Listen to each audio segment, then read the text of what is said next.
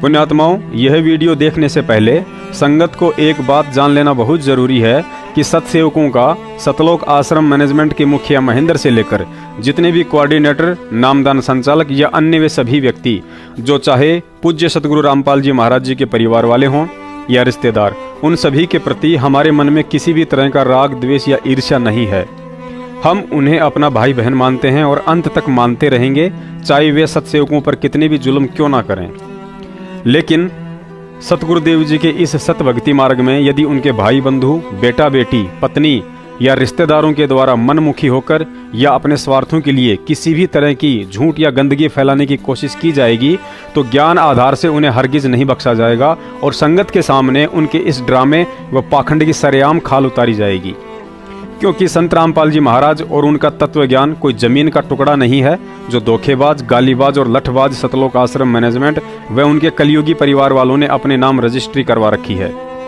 कलयुगी परिवार इसलिए कह रहे हैं कि अब उस परिवार पर काल का साया है, ना कि परमात्मा का।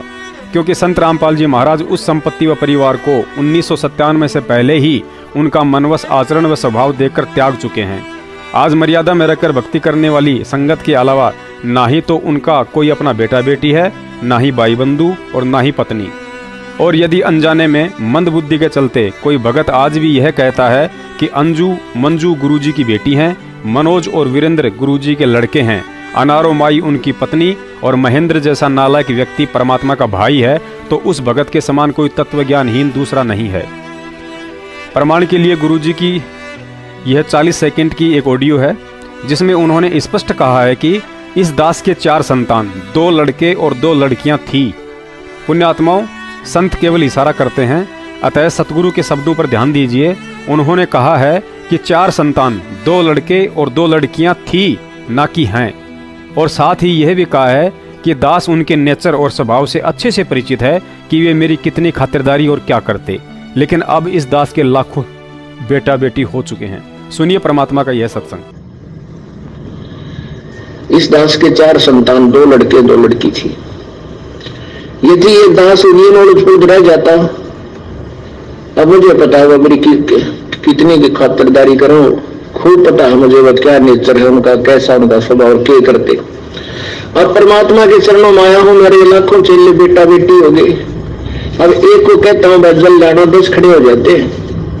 ये क्या कारण है? क्योंकि मैंने परमात्मा की भक्ति का रटना लाई और उस भक्ति की शक्ति से इन बच्चों में इतनी श्रद्धा बन गई, दोनों हाथों पर रखो अपने गुरुदेव को। सतगुरु का सच्चा और निर्भीक सेवक इस प्रमाणित वीडियो को अपने सभी भगत भाइयों तक पहुंचाने की सेवा अवश्य करे, क्योंकि गुरुजी ने हमें संत भगत बनाया है और संत का एक विशेष गुण होता है कि वह सूरमा होता है।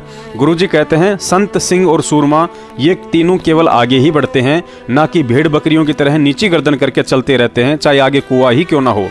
इसीलिए तो परमात्मा कबीर साहिब जी ने कहा है कि संत सूरमा शेर है, गरजे और गाजे, बाकी दुनिया तो भेड़ है जो बिदके और भजे। सत साहिब। जीवन सफल बनाएगा जिसके सिर पर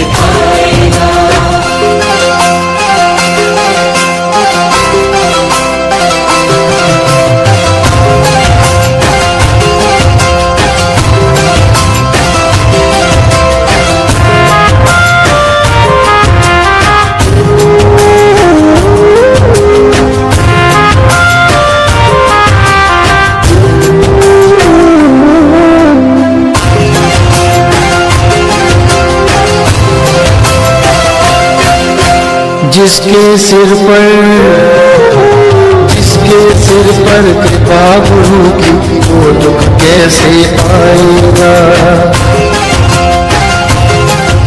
बोलो सतगुरुदेव की जय हो,